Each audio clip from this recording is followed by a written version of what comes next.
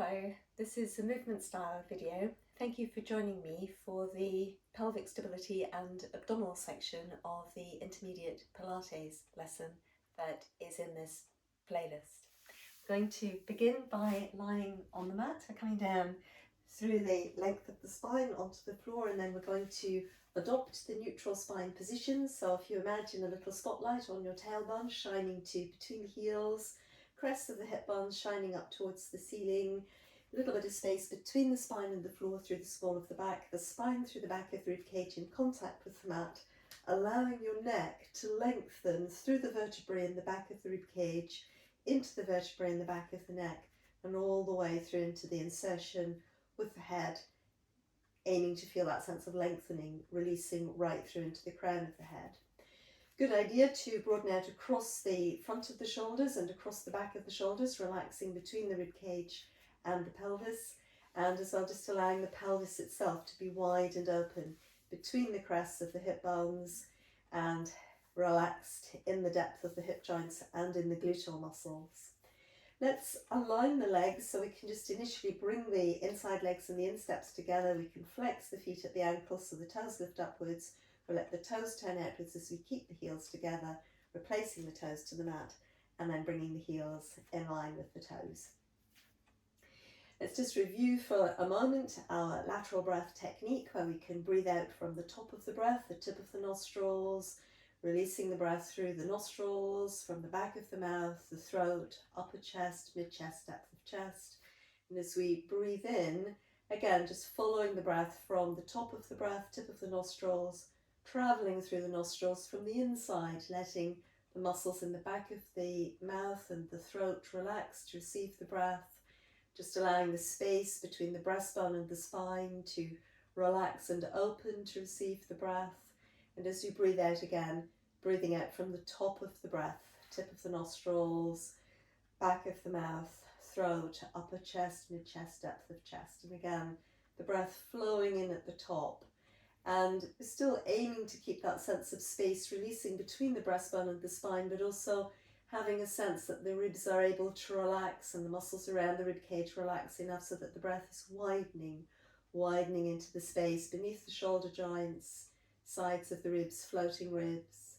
And as you breathe out again, the breath leaving from the top of the breath and leaving from the upper chest, mid-chest, depth of chest. And gradually, with this flowing, deep flowing breath, allowing the muscles of the respiration to be relaxed to receive the breath on the inhalations, the muscles around the ribs to be relaxed to receive the breath on the inhalations.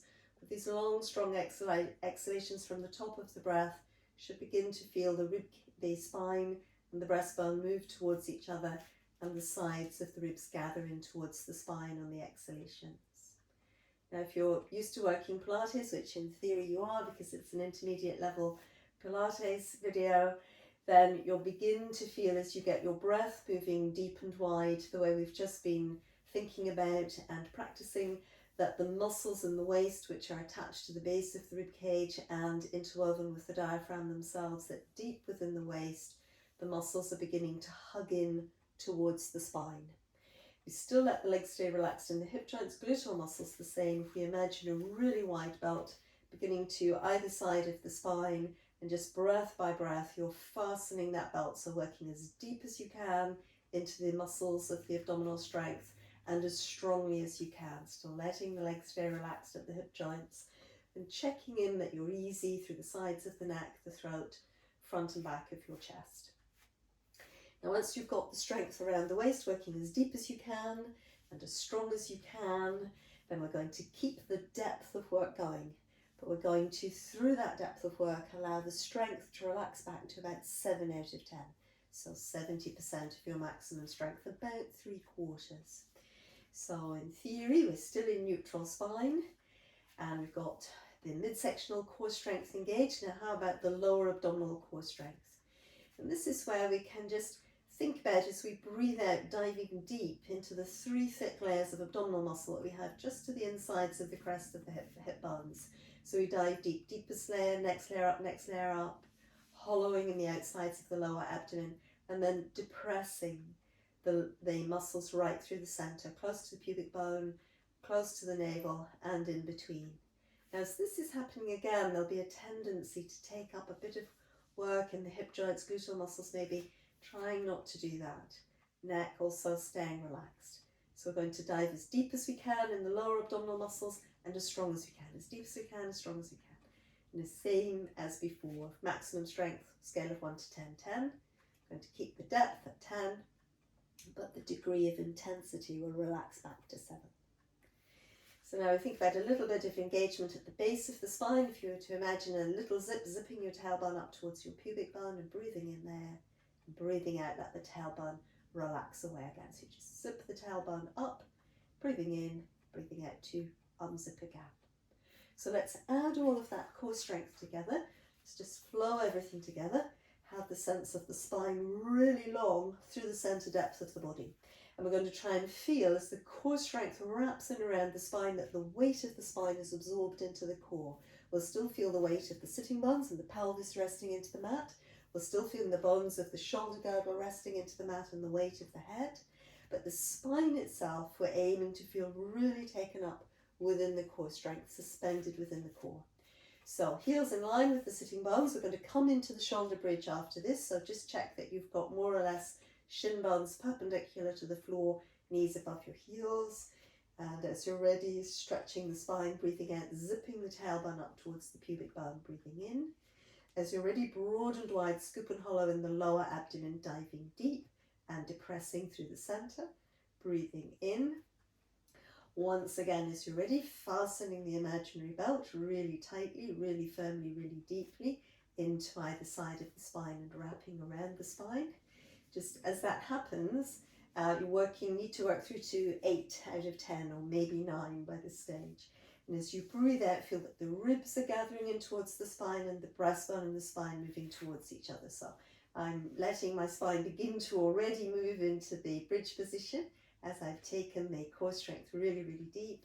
And I'm going to try and, with the depth of core strength, roll the spine away from the mat mainly. So it's that tailbone to pubic bone zipping up, broad and wide, scoop and hollow. I'm using that deep abdominal strength to help lift the weight of my pelvis quite a lot.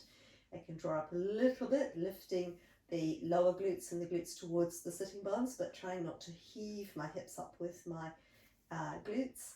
And then really using that strength into the back of the waist, close to the pelvis, right through to the base of the ribcage to bring me up into the shoulder bridge. So breathing in the shoulder bridge.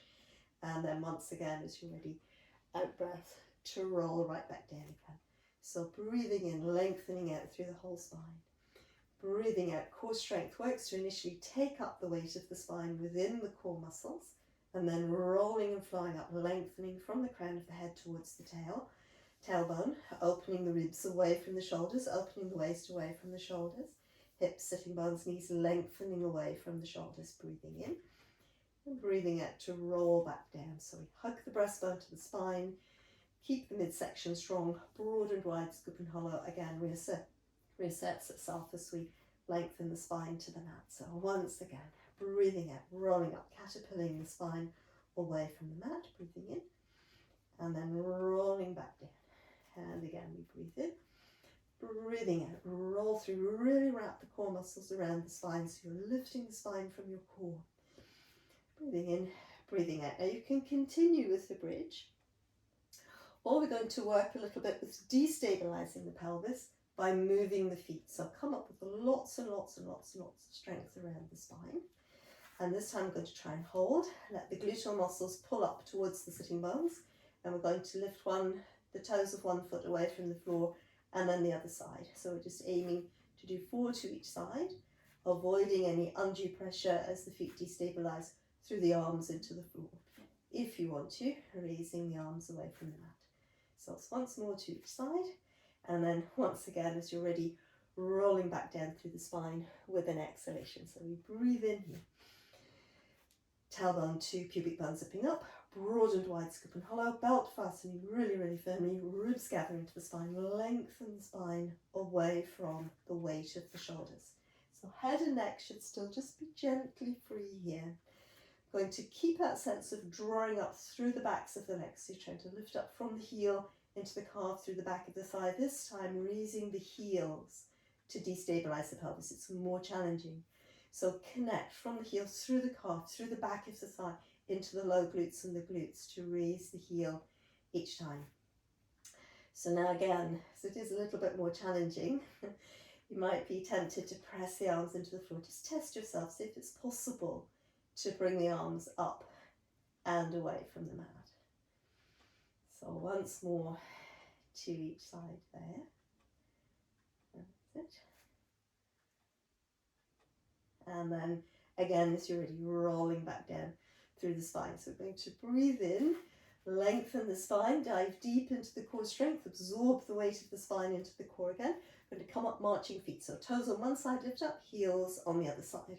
So off we go again. Dive deep, deep zipping up, broad and wide, scoop and hollow. Fasten the belt firmly into the back of the waist to really give you that bridge of support from beneath to sustain your ribs. Gather into the spine, breastbone, lengthening through inside hip joints, inside the heels. Toes on the right leg lift up, heel through the left leg. Now remember that heel lift connects from the heel through the back of the leg into the gluteal muscle, so it's going to be very hard to stay stable.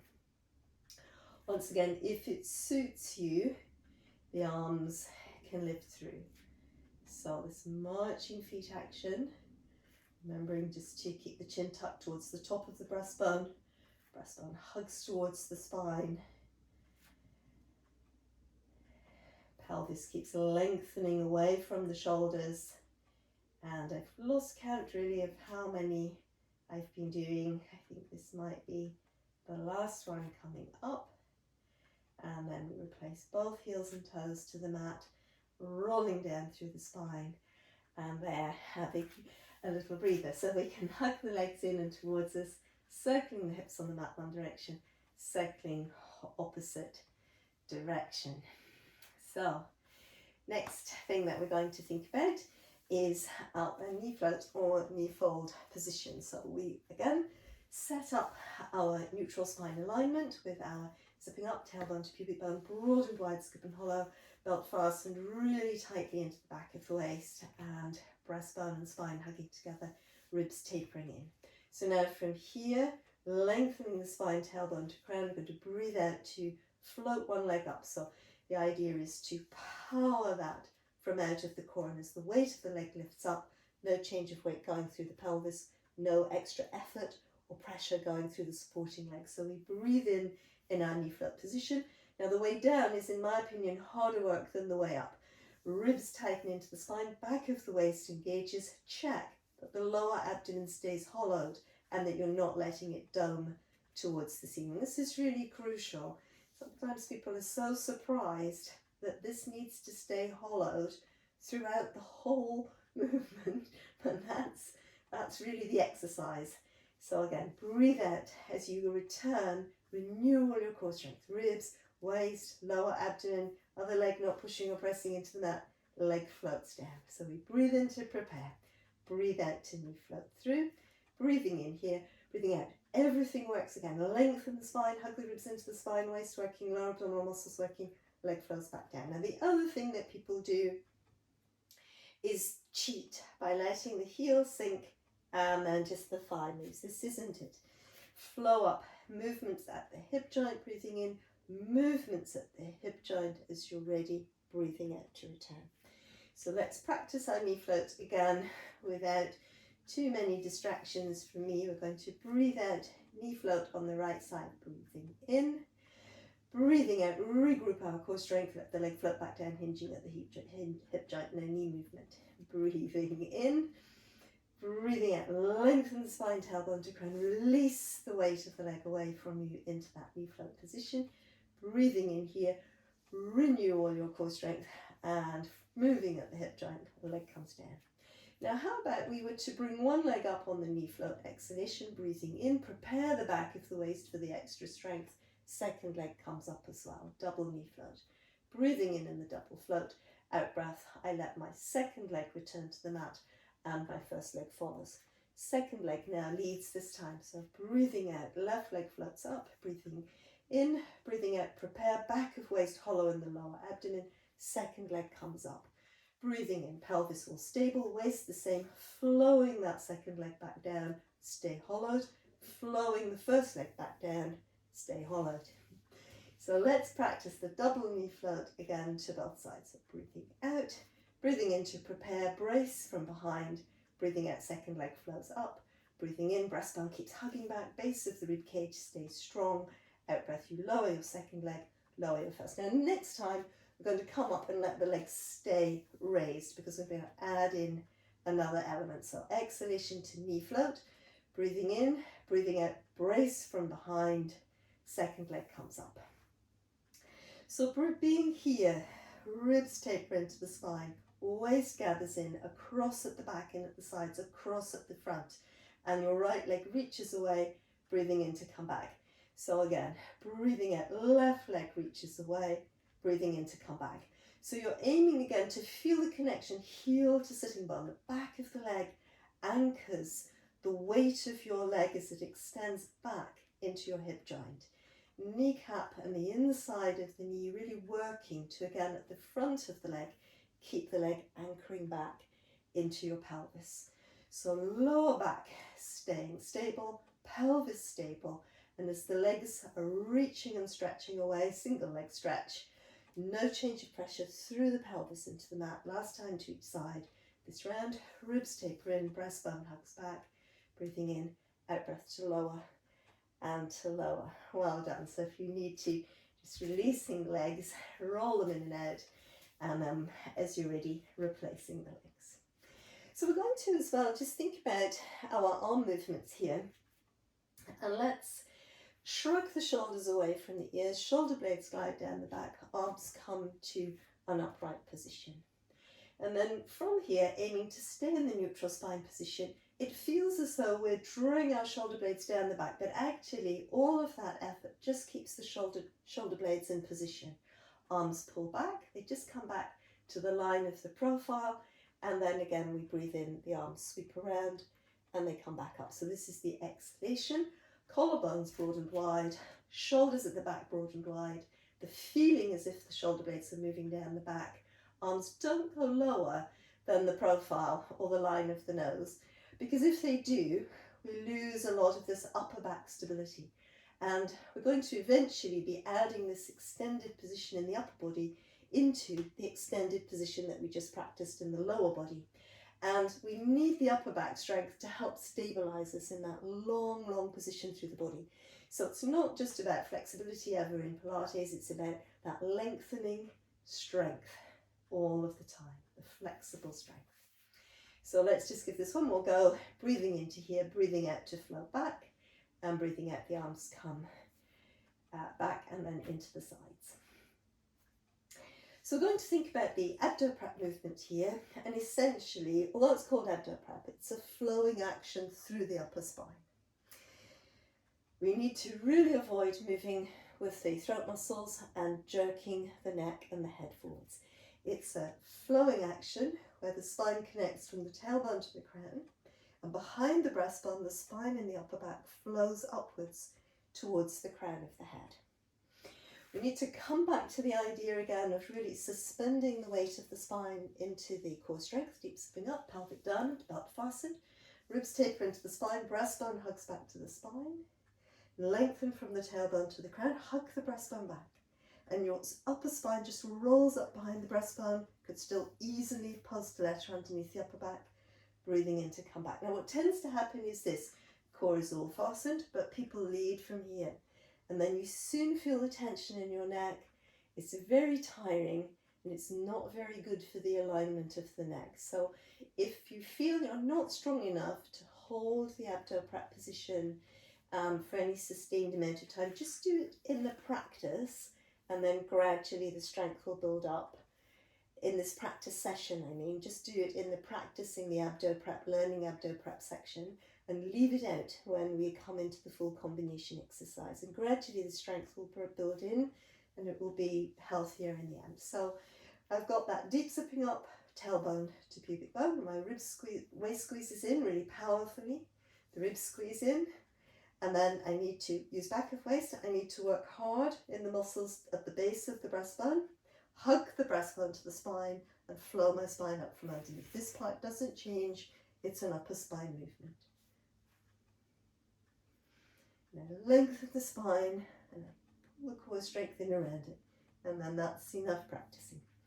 So we can add that into the arm movement. Breathing in, the arms come up. Breathing out, you may find it's easier to come in with the arms just coming alongside the head and shoulders. So we'll do that once more. Breathing in, breathing out, breathing in. Now the idea is we're going to come back into our double knee float, add in the arms, and if you feel comfortable, adding in the head hold as well. So here we are, long line through the spine, tailbone to crown, neutral spine position, spotlight on the tailbone, shining to between the heels, crests of the hip bones, straight up to the ceiling, space at the back of the waist, spine through the back of the ribcage in contact with the mat, neck lengthening from between the shoulder blades into the crown. So now with that really deep work going through the trunk, we're going to knee float the right leg away from the mat. Breathe in, brace into the back of your waist. Breathe out, second leg comes through. So just check that you're in neutral, everything's in place. Practice leg stretches away, breathing in. Leg stretches away, breathing out, breathing in to return. Breathing out, leg stretches away, breathing in to return. Let's bring the arms up. Breathing out, right leg stretches away, arms stretch in the opposite direction. Breathing in to return. Breathing out, left leg stretches away, arms move in the opposite direction. Breathing in, both arm and legs return. Shoulder blades, it's as if it feels as though they're moving down the back, but we essentially keep them in the one position. Now, if you feel ready to cope, you add in the abdo prep, breathing in to return. Abdo prep, breathing in to return. Lengthen your spine as the arms and one leg move away. Flow from the spine every time, out into your core, connect your arms and legs through your shoulder joints and through your pelvis. So the movement always coming from the deep center. Let's go once more, both sides, and through, well done. And we'll just hug the legs in towards us to have a rest. That's it. So we can always circle the hips on the mat, just to release the lower back in case there's any tension there. So legs, we'll bring them back through to the floor. Let's think about the oblique, abdo prep oblique action. And that's where probably it's a very good idea just to bring the hands in towards the back of the head and to support the weight of the head in the movement. So our zipping up at the tailbone, a broad and wide scoop and hollow, belt fastened, muscles working really firmly around the ribcage, hug the breastbone to the spine. Now this is not a side bend. The idea is that from here you squeeze hard enough in the right waist that you essentially cause your left shoulder to lift away from the floor and your left shoulder blade moves in the direction of your right knee. That's the same principles again. Back of the waist needs to be strong. Work hard at the base of the breastbone. Hug the breastbone back to the spine. But in the belt fastening, you're just emphasizing the strength there into that right side of the belt. So now let's have a go on the other side. Legs should stay relaxed at the hip joints. Glutes should stay relaxed. And once again, you come back to this idea of supporting the spine really firmly into the core strength. So all the core strength working, back of waist at the base of the breastbone, hug the breastbone to the spine, flow the spine up behind the breastbone. But because you're emphasizing the strength in your left waist, it just causes, in a sense, your shoulder girdle to veer in the direction of your left leg. So now obviously it's not just happening, you're making it happen, but often, I don't know why, but the abdo obliques are really hard for people to understand. All right, I think we've got one last one to go, just to even up on the other side. I always do it by feel. I always forget to count. So now, if you want to, if you feel just like having a breather, you've done enough abdo preps, just have a breather, have a rest, and let the neck relax and just the body have a little bit of freedom. But if you feel that you're ready to do some more obliques, you can either have both hands to the back of the head and you can add in a knee float, or you can just have one hand to the back of the head and the arm on the side that you're making the oblique curl towards is just raised away from the floor. So keep the arm connected into the upper back shoulder blade, drawing down the back. Let's say we'll just do 4 to each side because we've already done quite a few. So our zipping up, the tailbone, broad and wide, scoop and hollow, belt fastened, breastbone and spine hug together, ribs taper into the spine. Now if you want to, opting up, knee float.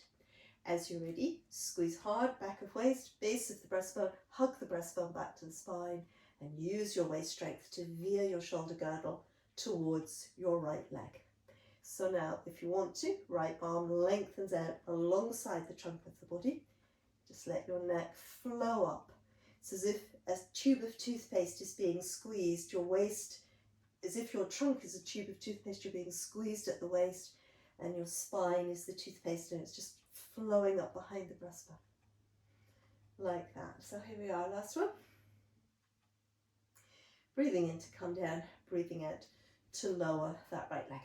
So once again, zipping up at the tailbone, pelvic diamond, belt fastened, ribs working hard. So again, we're going to squeeze. So trunk, tube of toothpaste, squeeze at the waist. Your spine is the toothpaste and it just comes squirting out from behind your breastbone.